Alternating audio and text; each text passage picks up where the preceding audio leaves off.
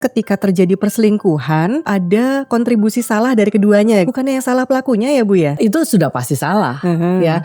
Tapi apakah pasangannya juga tidak ada salah sama sekali? Banyak orang muda perkawinannya baru 2 tahun atau 3 tahun datang kepada saya mau bercerai, ketika ditanya tentang keluarga besarnya, itu dia bilang, iya dulu papa mama saya juga bercerai, kawin 2 kali. Jadi kalau kita nggak cocok, kenapa kita nggak bercerai juga? Ada orang yang datang, Bu, saya sebetulnya mau bercerai tapi kayaknya kalau sama Bu Katrin nggak bisa bercerai. Gitu kan ya.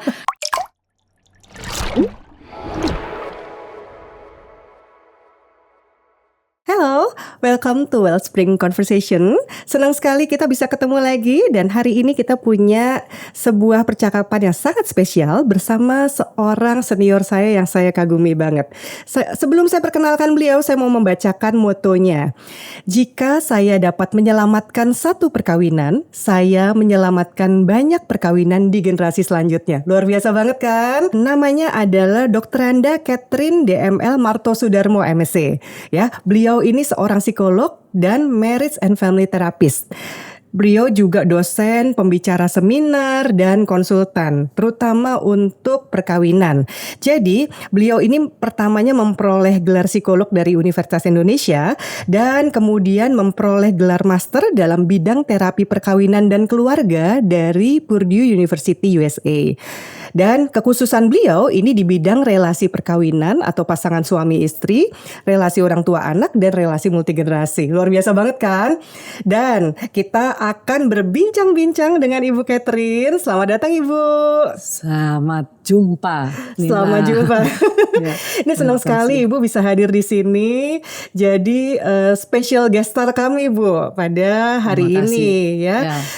Dan pengen tahu dulu nih Bu, boleh nggak sih Bu cerita nih, Ibu kan sebetulnya memang sudah 30 tahun lebih ya Bu ya berpraktek ya. Luar biasa banget. Saya mendengar banyak sekali yang sukses loh ya dengan beliau ini ya. Saya pengen tahu Bu, yang banyak terjadi akhir-akhir ini aja Bu gitu ya. Mungkin 5 tahun terakhir lah gitu. Tuh kayak apa sih Bu? Saya sebetulnya tidak bisa mengatakan spesifik yang mana karena memang bervariasi sekali. Tetapi kira-kira 1 tahun terakhir ini saya melihat kok banyak sekali pasangan suami istri yang pernikahannya di atas 20 tahun kemudian mengalami kelelahan di dalam relasi dan ingin berpisah. Begitu. Itu saya lihat trennya kok mulai banyak begitu. Apakah karena sayanya senior atau mereka yang mulai menyadari bahwa perlu konsultasi begitu. Oke. Kelelahan dalam kehidupan perkawinan setelah menjalani bahkan lebih dari 20 tahun gitu ya Bu ya. Oke. Apa aja Bu kasusnya yang membuat lelah itu Bu? Saya melihat sih sebetulnya banyak pasangan suami istri yang kurang menghargai pasangannya, dan itu sudah terjadi bertahun-tahun tidak pernah dibahas secara tuntas sehingga akhirnya mereka lelah di dalam relasi itu dan lebih baik berpisah. Toh anak-anak sudah besar gitu ya, kayaknya kita bisa deh hidup sendiri-sendiri gitu. Itu tren yang kelihatan datang pada saya seperti itu gitu. Jadi penghargaan itu bukan dalam bentuk hanya uang atau materi, tapi kata-kata sudah sangat kurang ya, pelukan sudah sangat jarang begitu, sehingga hambar relasi itu. Sehingga akhirnya apalagi kalau ditambah dengan masalah lain seperti adanya perselingkuhan dan sebagainya, mereka mulai merasakan bahwa memang kita nggak cocok deh kayaknya gitu ya. Nah itu trennya kenapa sekarang ini kok di atas 20 tahun mereka mulai cari konsultan gitu ya, terapis yang dapat membantu gitu. Yang sebelum-sebelumnya kan biasanya mereka 10 tahun ke bawah, masalah dengan anak-anak, kesulitan dengan prestasi belajar anak dan sebagainya. Tapi sekarang justru relasi suami istri. Gitu. Jadi mereka mulai kembali pada relasi dengan suami atau istrinya setelah bisa dikatakan selesai dengan anak-anaknya sudah beranjak remaja atau dewasa gitu ya Bu ya. Oke. Nah ini tadi Ibu juga barusan mengatakan salah satu kelelahannya disebabkan oleh perselingkuhan. Ya. gitu ya. Nah ini nih saya dan kayaknya kita semua tuh ya perlu belajar banyak nih Bu. Karena banyak sekali yang mengatakan bahwa kalau sudah sempat terjadi perselingkuhan, maka nggak bakal balik lagi deh. Pasti akan terus terluka selamanya.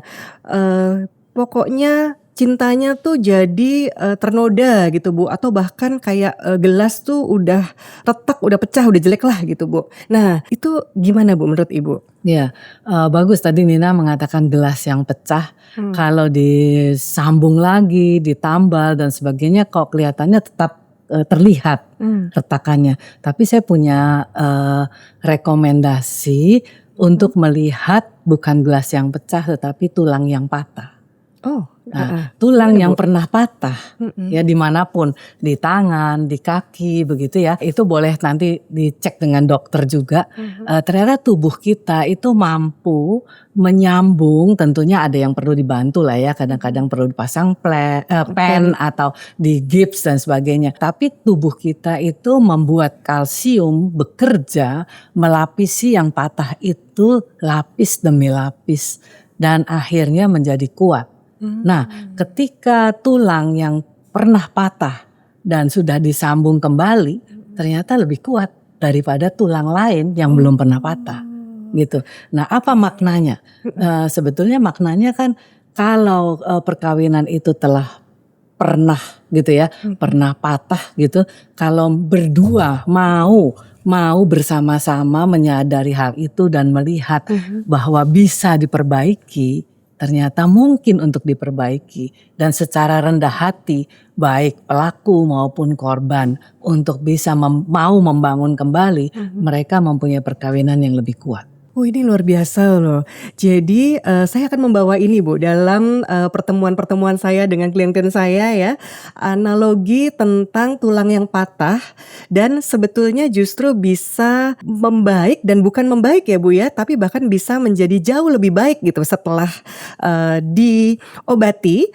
Dan itu mungkin juga terjadi pada sebuah perkawinan gitu ya Bu ya. Ya. Oh oke. Dan mereka kalau sudah sembuh tandanya apa gitu kan, perkawinannya sembuh. Tandanya adalah ketika mereka mengenang kembali masa-masa sulit itu, mereka sudah dapat tertawa. Gitu ya Bu ya. Dan kemudian tidak ada lagi dendam dan marah begitu, tapi memang perselingkuhan itu terjadi karena kesalahan berdua gitu. Akhirnya saling tolong menolong dan kemudian mereka maju untuk mempunyai perkawinan yang jauh lebih kuat, lebih bahagia daripada yang sebelumnya. Oke, ini menarik nih Bu. Saya pengen tanya lebih lanjut. Barusan Ibu mengatakan sebenarnya ketika terjadi perselingkuhan itu tuh ada kontribusi salah dari keduanya gitu ya Bu ya, baik dari suami ataupun dari istri gitu. Nah, bukannya yang salah pelakunya ya Bu ya? Itu gimana Bu? Pelakunya yang berselingkuh. Itu sudah pasti salah ya. Tapi apakah pasangannya juga tidak ada salah sama sekali? Gitu. Mungkin dia menyumbang bukan dalam artian misalnya berselingkuh juga maka yang satu menjadi balas dendam, tetapi mungkin ada sikap, ada tindakan, ada kata-kata yang membuat pasangannya ini tidak kerasan di dalam relasi itu. Nah, masuklah tidak betah gitu ya Bu ya di dalam relasi itu ya. Nah, masuklah pihak lain yang ternyata berbeda sama sekali dengan pasangan yang misalnya ya contoh ya ngomel terus gitu ya. Yang ini pasangannya menerima gitu. Nah, kerinduan untuk diterima itu didapatkan pada selingkuhannya.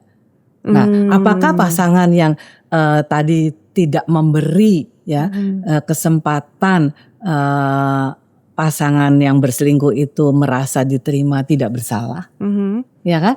Ada dong kontribusinya juga gitu. Nah, maka butuh kerendahan hati dari keduanya, ya kan? Pertama tentu harus saling memaafkan, ya saling mengampuni dan kemudian lanjut lagi ke depan yang menjadi korban itu minta tolong kepada pasangannya supaya dia tidak cerewet lagi bagaimana caranya gitu ya. Sedangkan pasangan berselingkuh untuk tidak melanjutkan relasi dengan selingkuhannya, bagaimana caranya? Mungkin perlu dibantu oleh pasangannya. Itu yang saya maksud dengan tolong menolong.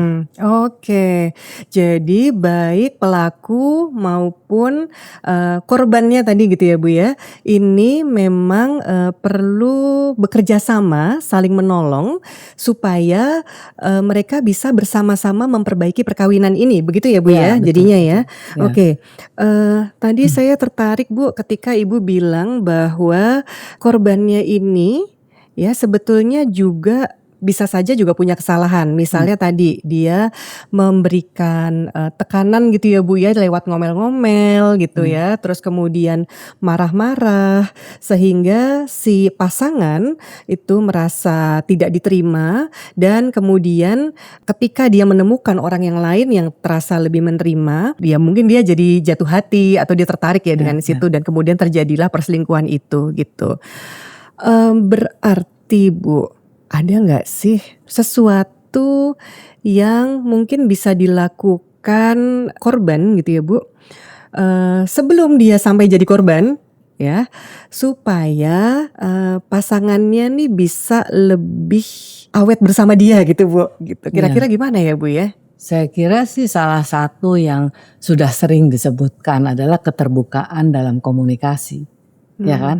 Orang menjadi tidak kerasan di dalam suatu relasi kan tidak mendadak langsung terjadi hari itu, terus hari itu juga tidak kerasan, pasti sudah berlangsung cukup lama. Nah, ini banyak kesalahan dari pasangan adalah tidak mengkomunikasikan rasa tidak kerasan itu kepada pasangannya, ya kan? Misalnya dia merasa bahwa saya itu merasa sering direndahkan. Contoh aja ya, itu yang sering kali terjadi. Saya merasa sering direndahkan dengan kamu mengatakan kasalahan saya di depan teman-teman. Misalnya gitu Atau ya. depan keluarga besar Atau gitu depan ya Bu. keluarga besar. Ya. Nah, kalau tidak pernah dikatakan, bagaimana pasangannya tahu atau menyadari sepenuhnya bahwa oh ternyata pasangan saya tuh sakit sekali rasanya kalau saya bicara kelemahan dia gitu ya. Gitu. Dan sudah pasti di dalam sebuah relasi itu kan dua orang yang berbeda. Sudah pasti ada kelemahan-kelemahan yang sudah berlangsung bertahun-tahun gitu. Nah, kalau itu dibiarkan dan kemudian datanglah pihak lain yang memberikan sebaliknya, ya lepas deh dalam relasi itu. Ya, maka saya selalu bilang tidak ada relasi perkawinan tuh yang stabil, tenang, nggak ada. Ya, pasti ada naiknya dan ada turunnya. Nah, ketika naik harus dikomunikasikan, ketika turun juga. Yang sering dilupakan kalau naik itu dikatakan, ya saya tadi senang loh kamu berkata begini. Ketika turun relasi itu, ketika bosan, ketika capek, itu tidak dikatakan. Sehingga atau malah dia cuma ngomongnya yang jelek-jeleknya aja ya Bu ya. Apalagi seperti itu. Sehingga pasangan itu juga mungkin ya tidak menyadari sepenuhnya. Kan sayang sekali ya sebetulnya. Dan saya mau meng-highlight juga nih kata-kata Ibu bahwa ketika sebuah perkawinan itu sebetulnya nggak mungkin terus aja ada di posisi yang sama gitu ya Bu ya, tidak mungkin terus-terusan stabil, pasti ada naik dan turun. Dan menariknya teman-teman, ketika naik pun kita juga mesti mengomunikasikan ya, kita juga mesti berkomunikasi gitu dengan pasangan kita. Ini saya tebak berarti supaya sama-sama merasa bahwa kita punya sisi-sisi manis dalam perkawinan gitu ya Bu ya. Ya. Oke. Nah, seringkali itu taken for granted. Ya, sudah pastilah pasangan saya tahulah gitu ya. Dan itu ternyata di dalam bertahun-tahun relasi itu tidak benar. Gitu.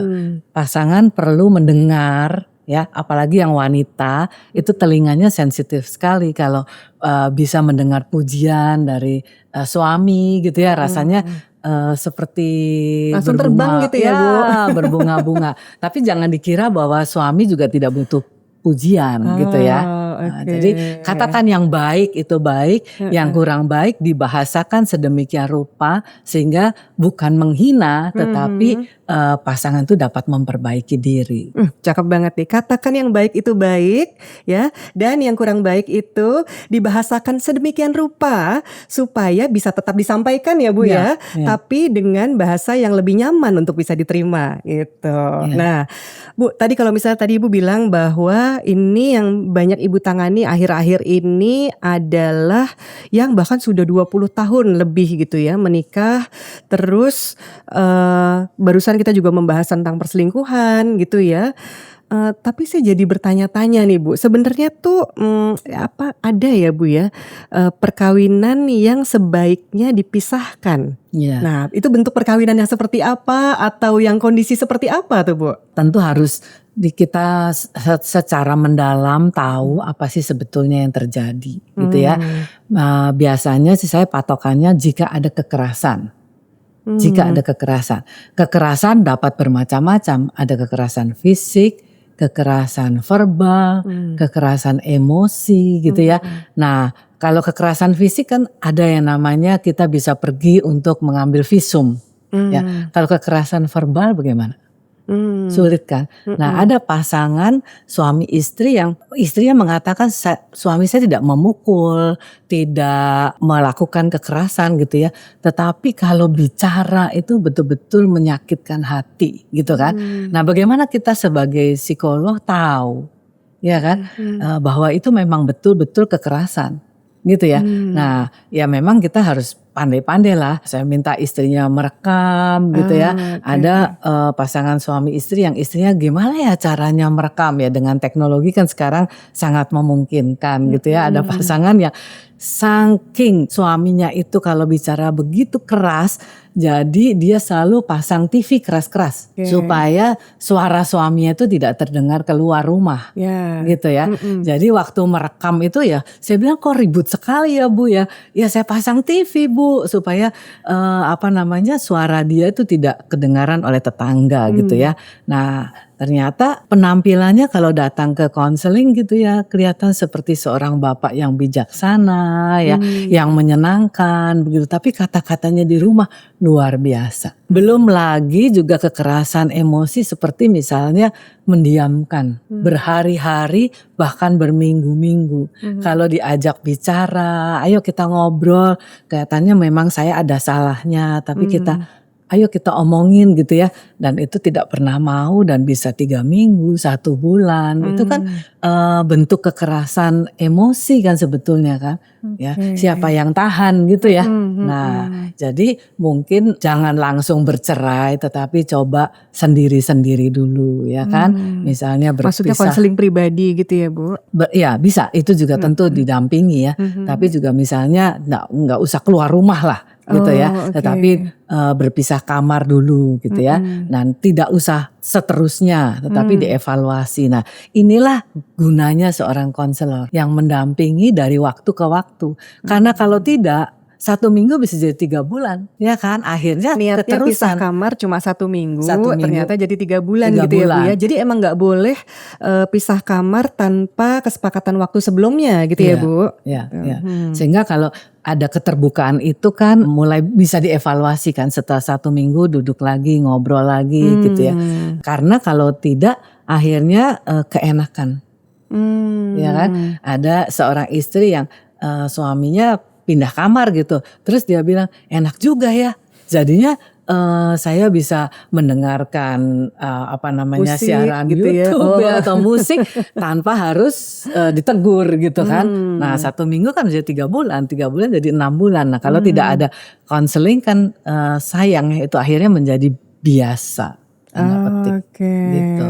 Kalau udah menjadi biasa, tadi katakanlah tulang patah tadi, mungkin kalsium-kalsiumnya itu udah memenuhi bagian-bagian patah itu sehingga lebih sulit lagi ya Bu ya untuk terbangun kembali gitu ya Bu. Jadi tulang yang bengkok juga kalau datang ke dokter bagaimana caranya meluruskan? Operasi lagi kan? Nah itu menyakitkan sekali. Dan membutuhkan waktu lama lagi untuk penyembuhan. Oke. Berarti ini tadi yang Ibu katakan adalah yang bisa jadi memang butuh perpisahan gitu ya Bu. Itu adalah yang memang mengalami kekerasan, entah itu kekerasan fisik atau kekerasan emosional dan verbal gitu ya Bu ya. Tapi apakah berarti semua yang mengalami KDRT tadi Bu, baik fisik, emosional, verbal, finansial gitu ya dan lain sebagainya, itu memang harusnya berpisah atau gimana Bu? Ya, tergantung ketahanan juga ya. Gitu ya. Resiliensi ya Bu? Iya, resiliensi dan kalau keduanya mau datang untuk konseling atau terapi begitu ya, akan lebih cepat ada jalan keluar. Gitu ya. Yang sering kali ada yang satu langsung menyerah, tidak mau datang lagi, kan sulit jadinya. Ya kalau hanya satu pihak. Saya selalu berkata begini, ibu kalau ibu datang sendirian atau bapak datang sendirian, bapak atau ibu harus punya energi 200%. Karena kalau datang bersama kan 100-100 ya kan. Kalau datang sendirian 200 dan kemudian mereka kecapean gitu ya. Akhirnya memutuskan udahlah berpisah aja gitu. Oke, tapi berarti Bu sebenarnya bahkan bagi perkawinan yang mengalami masalah begitu besarnya termasuk KDRT itu ada kesempatan gitu ya Bu ya untuk bisa memperbaiki lagi gitu ya lewat dampingan gitu ya dari profesional misalnya konselor gitu ya Bu, supaya mereka bisa sama-sama memperbaiki diri dan sama-sama memperbaiki perkawinan tersebut. Seperti itu gitu ya Bu ya. Dan harus datang keduanya. Jadi ada harapan lebih besar lah kalau datang keduanya. Oke, misalnya Bu tadi ya katakanlah saya ngalamin KDRT gitu ya misalnya. Kemudian pasangan saya nggak mau datang nih gitu ya, atau pasangan saya mau datang tapi cuma sesekali aja gitu, kayaknya nggak niat deh. Kayaknya cuma saya nih yang mau menyelamatkan perkawinan gitu ya Bu, misalnya seperti itu. Nah kemudian dia berpikir kayaknya emang udah waktunya deh kita bercerai. Nah sebenarnya Bu, di luar bahwa mungkin menguntungkan bagi pasangan ini untuk bercerai ya, supaya dia bisa terlepas secara legal setidaknya dari kewajiban suami istri, ruginya apa ya Bu ya, kalau misalnya langsung memutuskan bercerai gitu Bu? Menurut saya ya Nina, tidak ada perceraian yang tidak menyebabkan luka. Dan tidak ada perceraian yang menyenangkan. Pasti banyak kesedihan di situ, ya, banyak juga kekecewaan. Nah, kalau terlalu cepat memutuskan untuk berpisah, sulit kembalinya. Pasti yang satu bilang, dulu juga kamu yang nyuruh saya keluar dari rumah misalnya begitu ya, menjadi lebih sulit lah gitu ya. Makanya jangan terlalu cepat untuk memutuskan seperti itu kecuali memang mengancam jiwa. Kalau mengancam jiwa dia harus meninggalkan rumah ya mungkin itu lebih baik gitu ya. Tapi kalau tidak, belum lagi kalau ada anak-anak. Iya kan? Kan sekarang misalnya trennya yang 20 tahun ke atas, kan anak-anak saya sudah mandiri sekarang, gitu kan? Udah Jadi remaja, bahkan udah sekolah, kuliah di luar negeri misalnya gitu ya Bu.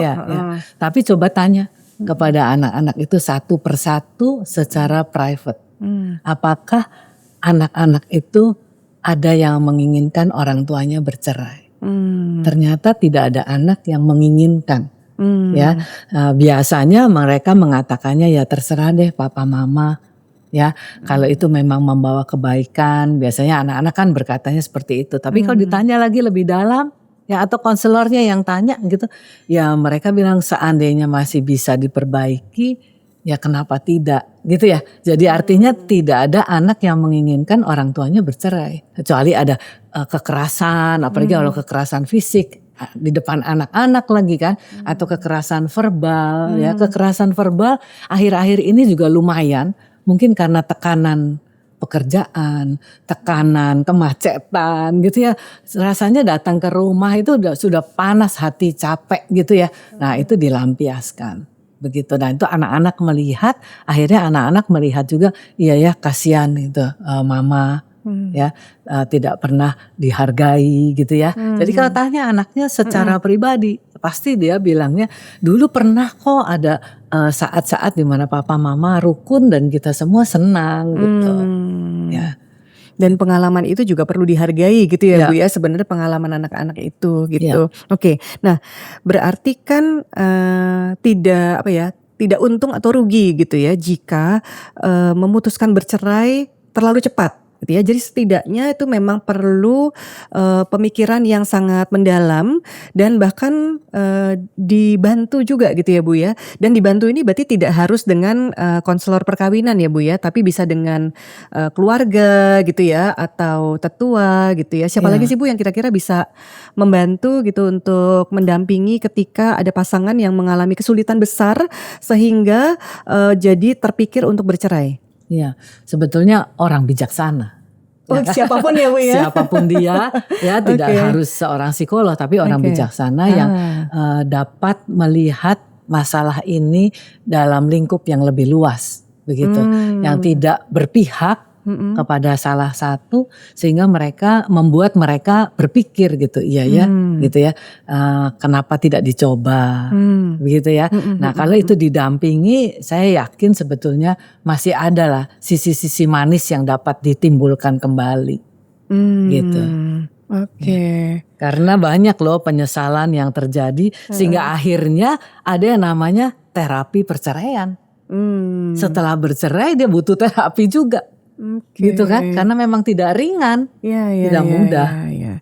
Saya jadi teringat Bu, ada beberapa kasus ya yang kemudian datang itu karena, justru setelah perceraian ternyata ada banyak permasalahan lanjutan. Ya, Misalnya, pasangan-pasangan yang ternyata tidak, mengikuti aturan, tentang hak asuh yang diberikan ya, atau ternyata harta gono gini tidak dibagi sesuai dengan kesepakatan gitu ya Bu ya. Atau dia kadang-kadang, juga terjadi nih Bu, ternyata terjadi penculikan anak gitu mhm, misalnya gitu ya.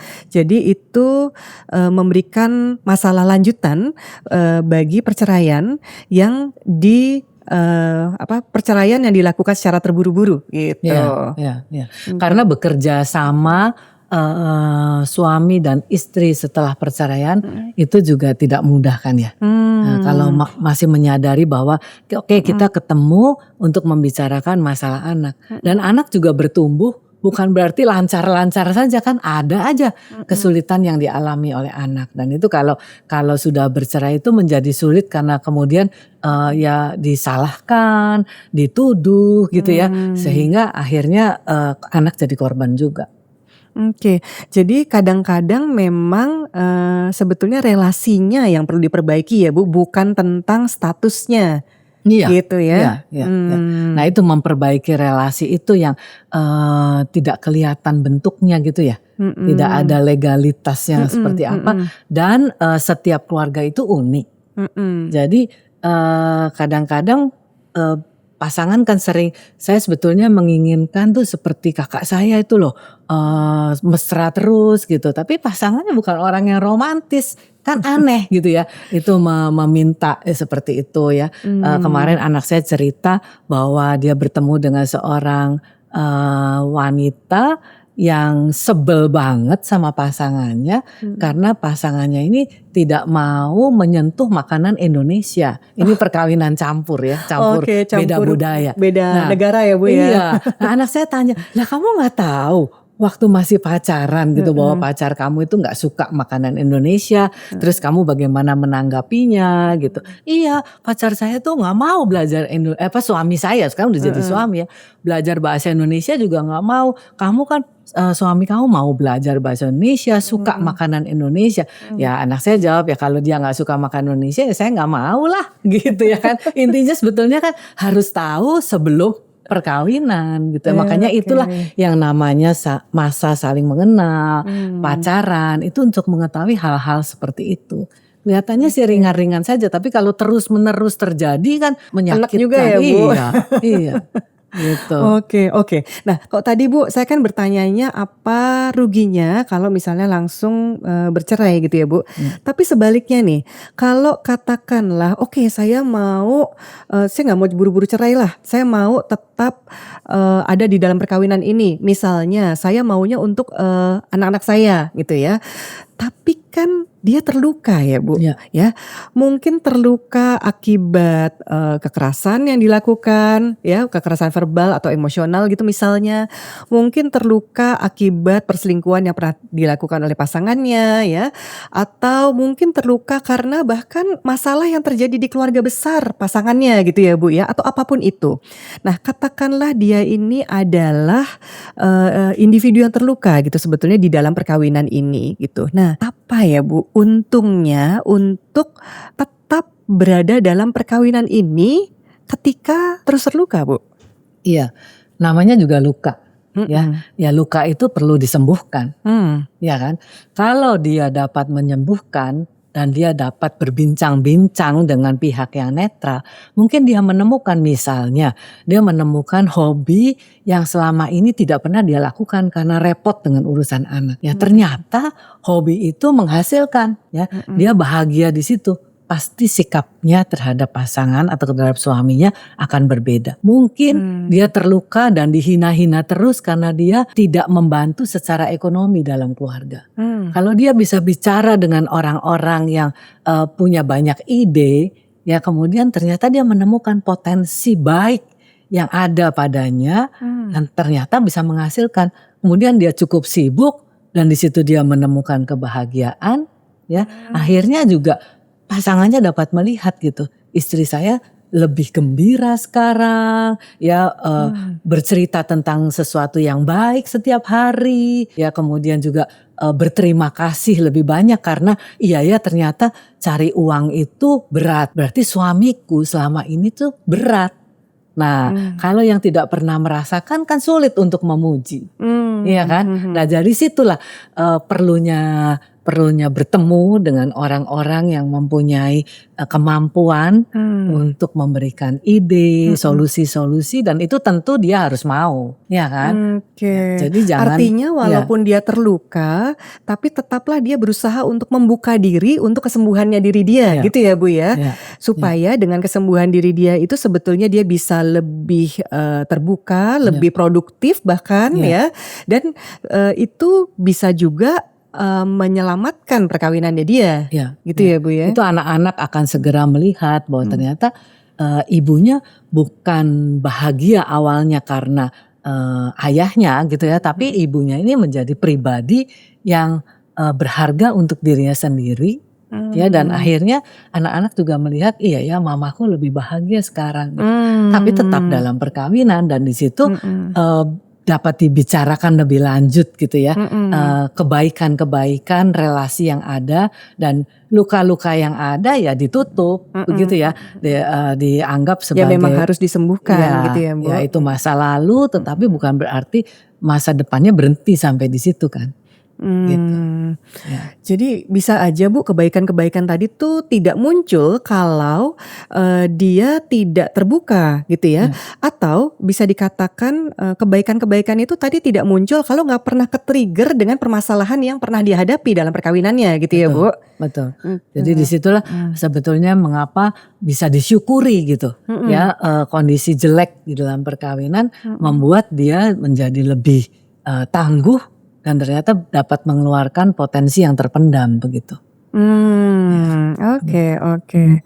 Nah, saya tadi sempat menyebutkan bahwa Ibu Catherine ini punya sebuah moto yang luar biasa dan saya kepengen tanya nih sama Ibu ya. Jadi tentang moto Ibu nih, jika saya dapat menyelamatkan satu perkawinan, saya menyelamatkan banyak perkawinan di generasi selanjutnya gitu ya.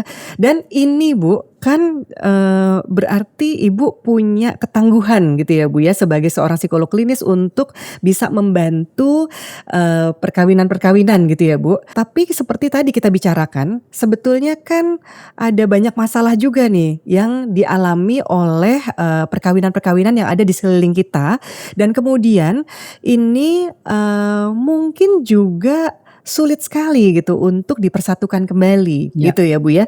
Nah ini apa Bu tantangan Ibu dalam menerapkan moto ini Bu?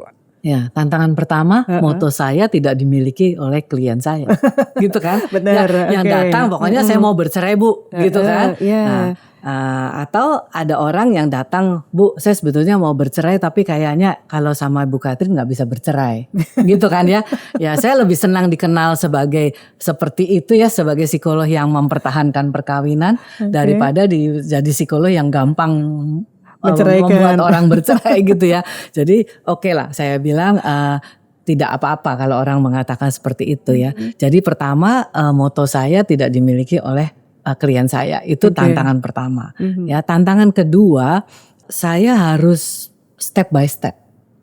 Setahap demi setahap secara wajar gitu ya. Bahwa memang tidak mudah mempertahankan perkawinan yang sudah sekian lama dan lukanya banyak sekali. Ya, tetapi dengan moto itu saya mengajak klien saya untuk waspada, gitu loh ya, bahwa kalau Anda menyelamatkan perkawinan ini, banyak loh yang bisa Anda selamatkan kemudian, gitu, yaitu anak-anak dan cucu-cucu. Kenapa saya bisa berkata begitu?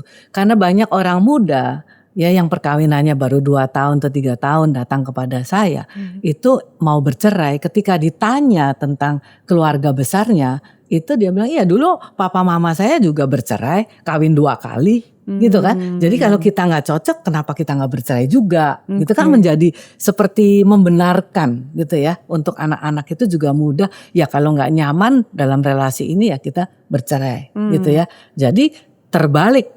Sekarang dilihat dari anak-anak, mereka ternyata mempertahankan perkawinan itu juga siapa sih yang pertama-tama ada di kepala mereka? Ya orang tua mereka. Ya, kalau seorang pria yang tidak punya teladan bahwa ayahnya adalah ayah yang baik, dia bisa berkata begini loh, saya nggak tahu bagaimana jadi ayah yang baik, soalnya ayah saya nggak baik. Ya itu salah sih tentunya ya. Bukan berarti kalau ayah Anda nggak baik, Anda boleh nggak baik gitu kan ya. Tapi kan orang yang berbeda ya Bu ya, kita dengan orang tua kita. Iya, tapi dia mengatakan ya, dulu saya juga dibesarkan dengan keras gitu ya. Sekarang kenapa kalau saya keras?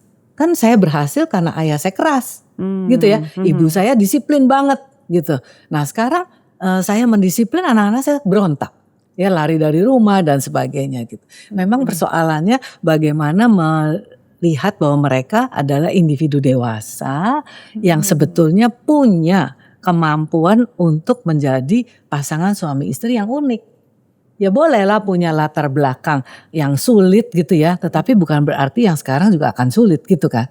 Ya mereka harus cari bagaimana jalan keluarnya gitu. Jadi dilihat dari generasi atas, bagaimana itu nanti ke depan untuk anak cucu mereka, itu multi generasi kan, mereka terhenyak loh waktu saya tanya, oke, ibu bilang suami saya juga bisa mandiri, saya juga mandiri gitu ya, anak-anak saya juga bisa mandiri. Saya ajak dia untuk diam sebentar, lihat anak pertama, anak kedua, kemudian bilang iya ya, gitu. Sebetulnya anak kedua masih perlu pendampingan, ya kan? Nah, oke, kalau gitu apa yang bisa dilakukan? Tapi memang harus sabar sih Nina, karena mereka kadang-kadang datang sudah dengan mindset mau bercerai gitu. Kadang sampai saya berkata, aduh salah alamat nih ibu sama bapak, kalau datangnya ke saya, kalau mau bercerai aja nggak usah datang ke saya gitu ya. Gitu. Jadi untuk mengubah mindset membutuhkan waktu, untuk apalagi untuk mengubah sikap dan perilaku gitu. Teman-teman dan sahabat Wellspring, semakin nyata kan mengapa Bu Katrin ini sangat layak ya jadi special guest star kita hari ini. Banyak sekali yang kita pelajari dari beliau tentang perkawinan, bagaimana menjalaninya dan bagaimana bisa mempertahankannya dalam kesulitan, dan apa yang sebetulnya juga bisa dilakukan oleh para psikolog atau konselor untuk bisa membantu. Nah, ini Saya tuh sebenarnya pengen banyak lagi belajar nih Bu. Cuma kayaknya kita terkendala waktu Bu ya. Dan tapi saya masih mau tanya satu pertanyaan terakhir. Boleh ya Bu ya? Ya. Ya. Nah, ini saya pengen tanya sebenarnya pesan Ibu ya. Apa nih Bu? Untuk kan banyak sekali sekarang masyarakat yang punya masalah dalam perkawinan. Ya, entah di tahap mana perkawinan mereka, apakah baru mulai, sudah berapa lama gitu ya Bu. Tapi ada masalah dalam perkawinan. Nah, apa ya Bu kira-kira pesan Ibu yang Ibu bisa sampaikan kepada mereka yang sedang mengalami masalah perkawinan? Pertama-tama harus mengakui bahwa ada sesuatu yang tidak beres dalam relasi mereka, gitu ya. Kemudian cari orang ya yang posisinya netral, bahkan kalau bisa ya datang ke profesional gitu ya, sehingga tidak ketemu jalan buntu terus begitu ya. Kemudian kalau sudah datang dan bisa bertemu, ajak pasangan. Jadi jangan datang sendiri. Pertama-tama ajak pasangan, dan seringkali saya tekankan untuk datang berpasangan di sesi yang pertama. Gitu. Karena kalau tidak ada kecurigaan dari ya, dia bilang nanti pasangannya waktu datang di sesi yang kedua malah pasti ibu udah denger deh jelek-jeleknya saya semua begitu ya. Jadi dia merasa tidak bisa menceritakan lagi gitu ya. Jadi ajak pasangan sejak awal gitu ya. Nah, apalagi ya pesannya, jangan membandingkan perkawinan kita dengan orang lain. Perkawinan itu unik. Ya, anak-anak juga unik sehingga jangan membandingkan, karena kalau membandingkan kita jadi tidak fokus pada perkawinan kita sendiri, gitu ya. Kalau membandingkan dengan yang bagus ya boleh gitu ya. Ternyata ada nih ide gitu ya. Nah juga pesan saya berbicara juga dengan pasangan-pasangan yang mempunyai value yang sama. Gitu ya, jadi berkomunitas lah gitu ya, sehingga juga bisa cerita, kadang-kadang curcol gitu ya, curhat-curhat gitu, tapi dengan pasangan yang satu value, sehingga tidak dipojokkan dengan mengatakan ya kalau gue jadi lo ya cerai aja gitu kan ya. Nah itu kan tidak membangkitkan pemikiran-pemikiran kreatif gitu ya. Untuk Anda yang wanita gitu ya, yang bapak-bapak sih tentu negara kita kan sangat mengakui yang mencari nafkah itu bapak-bapak gitu ya. Ibu-ibu juga nyari nafkah Bu. Nah justru itu ya, ibu-ibu ya sedapat mungkin juga menghasilkan ya. Seperti apa itu tentu harus dicari. Dan tidak harus sama dengan apa yang dihasilkan suami. Suami udah bekerja 20 tahun, si ibu ini ibu rumah tangga 20 tahun mau memulai sesuatu yang gak bisa langsung sama gitu ya. Tetapi paling tidak dapat menyalurkan energi pada sesuatu yang baik yang menghasilkan kembali untuk dirinya sendiri. Akhirnya dia dapat melihat kebahagiaan di situ. Seru juga ya, seru juga gitu ya. Yang tadinya misalnya tidak tahu bahwa dia punya potensi pintar menghias ya, atau membuat roti gitu. Ternyata setelah dia membuat banyak yang suka gitu ya. Nah berarti kan dia punya potensi gitu di situ. Nah itu jangan ditenggelamkan ya, sayang sekali. Jadi dengan demikian harga diri kita nih ya, para wanita pasti akan naik. Ya kalau kita harga dirinya baik, self esteemnya baik, ya apa yang keluar dari mulut kita dan sikap kita juga baik. Gitu ya. Nah, last but not least ya tentu menghargai pasangan. Banyak sekali perkawinan retak hanya karena kurang saling menghargai. Jadi kalau begitu apa? Ya cari yang bisa dihargai dari pasangan itu. Apapun itu ya, baik besar maupun kecil, baik material maupun non material. Gitu ya, tolong itu dihargai karena itu juga membangkitkan self esteem pasangan ya, baik yang laki maupun yang perempuan. Yang terakhir jangan lupa berdoa ya, di dalam perkawinan itu kalau dapat berdoa bersama itu sangat baik ya, kalau sendiri-sendiri juga baik, tapi paling tidak dia sendiri punya relasi dengan Yang Maha Kuasa, menjadi orang yang lebih kuat. Terima kasih sekali Ibu, ini luar biasa sekali pembelajaran kita hari ini. Terima kasih banyak Ibu Catherine DML Marto Sudarmo ya Bu ya. Ini banyak sekali pembelajaran, pesan-pesan penting yang bisa kita serap bersama dan kita terapkan dalam kehidupan kita, terutama dalam perkawinan kita. Terima kasih banyak teman-teman, sahabat Wellspring sekalian. Terima kasih sudah mengikuti kegiatan kita hari ini. Dan sampai ketemu di Wellspring Conversation berikutnya. Bye.